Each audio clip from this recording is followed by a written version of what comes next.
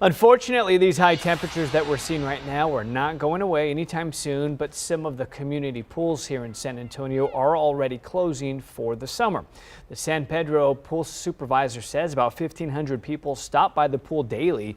Many were there with their kids today, cooling down while they still can. The school year starts tomorrow for San Antonio ISD, and that's when pools within the district will close for the season. Pools on the north side will stay open through next Monday, and the 4 remaining pools at Southside Lions, Heritage, Woodlawn, and Lady Bird Johnson will stay open through next month. It feels great, you know. It's my last day before I got to go back to work. Summer's over for me tomorrow morning. Go back to kindergarten. The pool supervisor added that many of their lifeguards are also students, which is just another reason they have to close up when school begins. And speaking of school beginning, Megan, we just mentioned SAISD will begin school. That's about 50,000 students, so those parents are going to want to make sure those kids have a water bottle and stay hydrated.